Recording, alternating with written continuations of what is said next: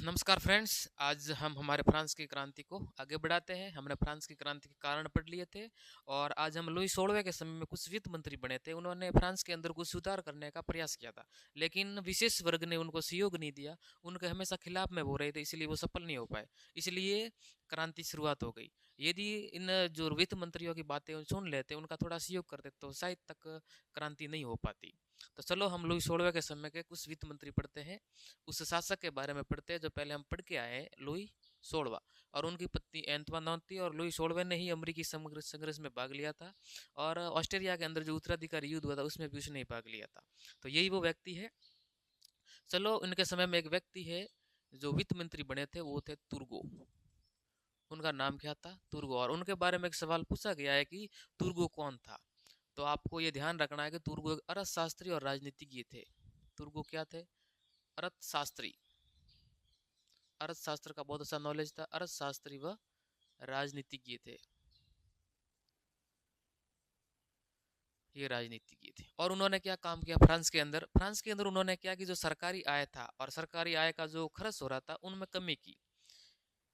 ठीक है, सरकारी आय का वह तो मैं वह लिख देता हूँ। सरकारी व्यय मतलब खर्च, व्यय को कम किया। वह जो राजकीय आय थी, राजकीय आय में वृद्धि या बढ़ोतरी की, वृद्धि करने का प्रयास किया। अर्थशास्त्री है, इसीलिए उनको पता है कि किस तरह से फ्रांस की अर्थव्यवस्था को पटरी पे लाया जा सकता है। तो इन्होंने यही काम किया था। जो सरकारी व्यय हो रहा है, जो राजा या रानी है, कुलीन वर्ग जो अपनी शानो शौकत के लिए राज दरबार की सजावट में जितना खर्च कर रहे थे उनको कम करने की कोशिश की। यदि वो वित्त मंत्री ये मना करेगा उनको, तो वो इनके खिलाफ होना ही थे, स्वाभाविक सी बात है। और उन्होंने सरकारी आय मतलब राजकीय आय को बढ़ाने का प्रयास भी किया था, लेकिन वो सफल नहीं हो पाए। उन्होंने कुछ नियम दिए थे, उन्होंने नियम बनाए थे। मैं लिख देता हूँ यहाँ। नियम, पहला नियम था कि दिवालियापन नहीं।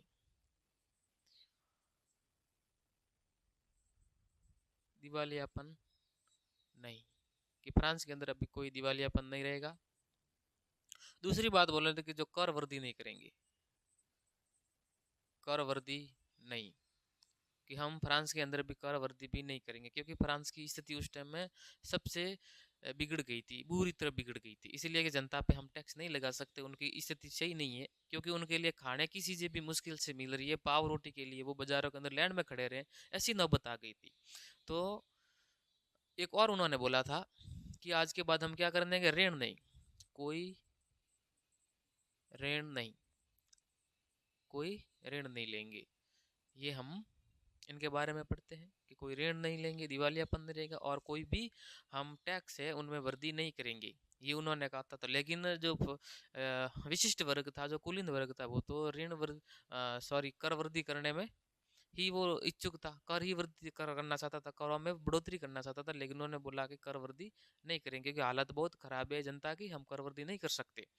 एक तो ये बात उनके नेगेटिव पॉइंट हो गया, क्योंकि हमारी बात काटी तो काटी की, कुलीन वर्ग नाराज हो गया उनसे। और भी उन्होंने कुलीन वर्ग चाहता था, हमेशा कहा करता था कि स्वतंत्र व्यापार नहीं करेंगे, लेकिन उन्होंने एक सिद्धांत दिया कि स्वतंत्र व्यापार, स्वतंत्र व्यापार का सिद्धांत दिया उन्होंने।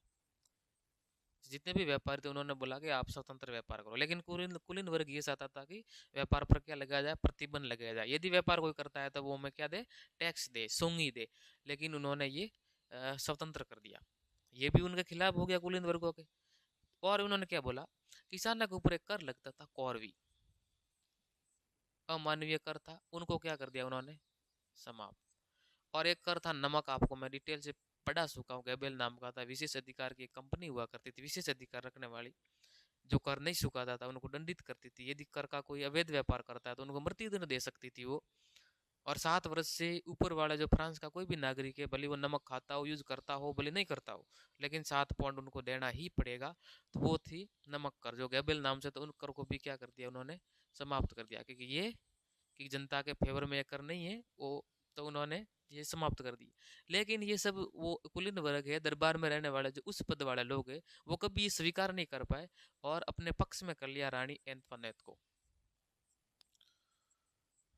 रानी अंतवानत ये इनकी पत्नी है, आपको पता ही है, महारानी उनकी पत्नी है।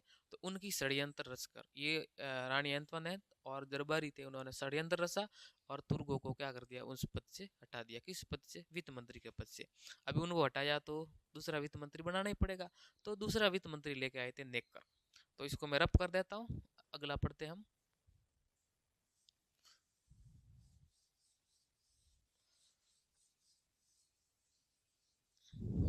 लुई 16वें के दरबार के अंदर एक दूसरे वित्त मंत्री के रूप में आए थे नेकर। बहुत अच्छे वित्त मंत्री थे। और ये नेकर एक बैंकर थे, पहले बैंकर थे। तो अर्थव्यवस्था का सब नॉलेज इन्हें भी है क्योंकि वो बैंकर है। और उनके बारे में क्या बातें आती है, तो वो कहता है कि अमेरिकी संघर्ष में जो भाग लिया था लुई 16वें ने, अमेरिकी संघर्ष, इसमें भाग लेने से मना किया था, लेने की सलाह दी थी, भाग नहीं लेने की। क्योंकि अमेरिका जो संग्राम हुआ था, मतलब अमेरिकी जो संघर्ष हुआ था, उस टाइम में ये नेकर ही वित्त मंत्री थे। और लुई 16वें ने जब ये विचार किया कि हम अमेरिकी संघर्ष में भाग लेंगे ईस्ट इंडिया कंपनी के खिलाफ, तो उन्होंने मना किया था कि आप ये नहीं ले सकते, स्थिति खराब है और भी बिगड़ जाएगी। लेकिन उन्होंने लिया, और मैंने अब पढ़ाया था पीछे कि अपने खर्चे पर लिया था वो संघर्ष में भाग। तो 10 अरब लीवरे था, वो कर्ज चढ़ गया था, इतना बड़ा ऋण हो गया था उनके ऊपर। ठीक है। फिर उन्होंने तो भाग ले लिया, लेकिन पीछे से उसने क्या किया, जो भी राजकीय खर्च था, राजकीय खर्च जो मैं पहली क्लास से आपको पढ़ा रहा हूँ, जो फर्स्ट वीडियो डाला था वहां पर भी, कि जो राजा है रानी है बहुत खर्च करते थे अपने जीवन पे, हजारों की संख्या में उनकी शान शौकत के लिए नौकर रहते थे, राज दरबार को सजाते थे, खुद के अच्छे अच्छे कपड़े पहनते थे, बहुत अपने ऊपर ही पूरा खर्चा करते थे, जनता के ऊपर कोई ध्यान नहीं दिया। तो उन जो सारे खर्चे थे, उन खर्च को क्या कर दिया, सार्वजनिक कर दिया नेकर ने।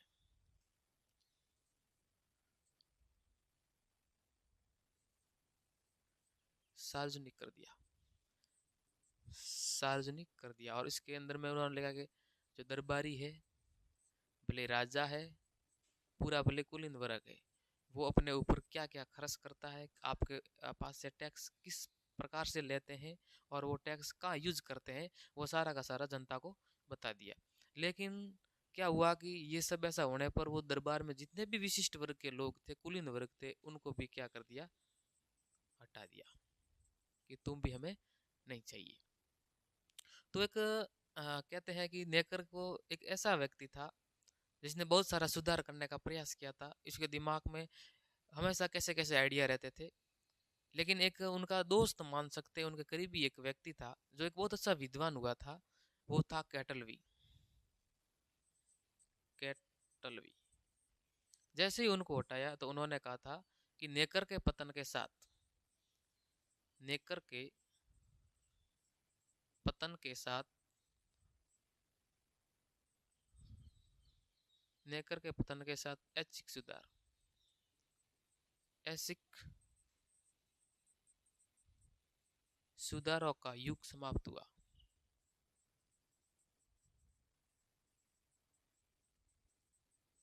ये लाइन थोड़ी याद रखना कि कैटलवी उनका फैन था बहुत अच्छा। और जैसे ही उनको हटा दिया तो कैटलवी ने कहा था कि नेकर के पतन के साथ ही जो ऐसिक सुधारा का जो युग था वो समाप्त हो गया। ये थे नेकर, और नेकर को हटा दिया तो एक नया व्यक्ति बनाया, वित्त मंत्री जो था कैलोन। हम पढ़ते हैं उनके बारे में। और कैलोन तो इनसे भी आगे निकल गया था। कैसे निकला, क्योंकि उन्होंने तीनों वर्गों पे क्या लगा दिया था, कर लगा दिया था। उन्होंने कहा कि केवल तीसरा वर्ग, तीसरा एस्टेट ही कर नहीं देगा, कर देंगे तो समान रूप से तीनों वर्ग देंगे।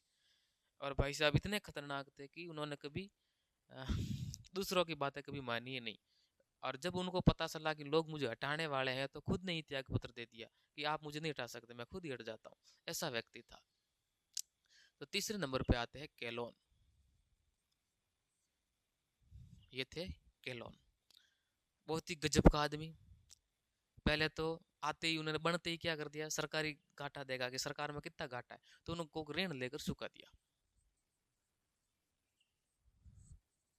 सरकारी घाटे को ऋण लेकर चुका दिया।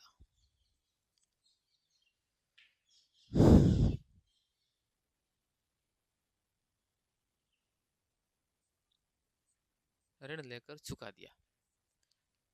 पहले पद बने, वित्त मंत्री बनते ही पहले उन्होंने पूरा अन्वेषण किया, देखा कि सरकारी घाटा बहुत है, फ्रांस की आर्थिक व्यवस्था माइनस में चल रही, तो उन्होंने कर्ज लेकर वो जो पहले जो घाटा चल रहा था उसको पहले तो पूर्ति की। फिर उन्होंने क्या किया, उन्होंने बोला कि वो मैंने अभी बोला ना, तीनों वर्गों पर कर लगा दिया। बस दो ही बातें इनकी, तीनों वर्गों पर समान रूप से कर लागू किया। तो कर लागू किया तो उनके विरुद्ध में हो गए कि नहीं हो गए दोनों वर्ग, फर्स्ट एस्टेट और द्वितीय एस्टेट दोनों ही उनके खिलाफ हो गए। तो उन्होंने कहा कोई बात नहीं, हुआ तो क्या हुआ, उनको पता था कि मुझे हटा देंगे, तो उन्होंने खुद ने क्या कर दिया, त्याग पत्र दे दिया। ये दो ही बातें थी इनकी, कि सरकारी घाटे को ऋण लेकर चुका दिया, तीनों वर्गों पर समान रूप से कर लागू किया था, जिससे दो वर्ग उनके खिलाफ हो गए, उनको हटाने की साजिश रच रहे थे, तो उन्होंने खुद नहीं अपना क्या कर दिया, त्याग पत्र दे दिया। और उनके बाद में एक बनते हैं बिरिया, वो तो कुछ ही टाइम के लिए बनते हैं। वो फ्रांस की स्थिति देखकर राजा को बोल देते हैं कि ये स्थिति नहीं संभल सकती, हमें एस्टेट जनरल की बैठक बुलानी पड़ेगी। तो राजा को माननी पड़ी। एस्टेट जनरल क्या है, वो कल बैठक मैं कल वाले वीडियो में आपको बता दूंगा कि वो बुलाई जाएगी 5 मई 1789 को। और बुलाई क्यों जाती थी, जब देश के अंदर आर्थिक संकट आ जाता था फ्रांस के अंदर, तो करों में वृद्धि करने के लिए वो बुलाई जाती थी। वो मैं कल वाले वीडियो में अच्छी तरह समझा दूंगा। और आज हम जो लास्ट वाला जो वित्त मंत्री उनको देख लेते, बिरिया। और बिरिया के बाद वापस नेकर को लाएंगे। ये बिरिया आर्थिक सुधारों के लिए, आर्थिक सुधारों के लिए एस्टेट जनरल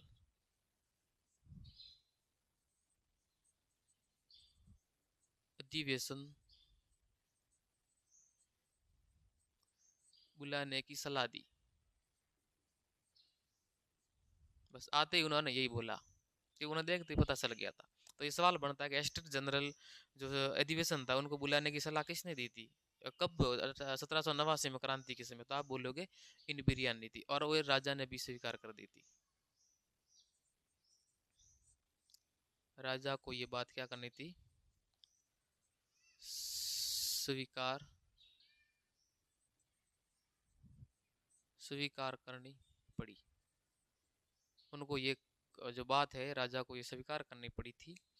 तो राजा ने अधिवेशन बुलाया, और अधिवेशन के टाइम में वो अधिवेशन कौन संभालेगा, तो वापस इनकी जगह नेकर को बनाया जाता है वित्त मंत्री, क्योंकि वो बहुत टैलेंटेड आदमी था। तो इसीलिए तो कैटलिन ने कहा था कि नेकर के पतन के साथ ही जो ऐच्छिक ऐच्छिक सुधारों का जो युग था वो समाप्त हो गया। वो बात ऐसे ही तो नहीं बोली उनके बारे में, कुछ तो उसके अंदर गुण होंगे। तो चलो आज इतना ही पढ़ते हैं, बाकी पढ़ेंगे कल। Thank you, bye, take care.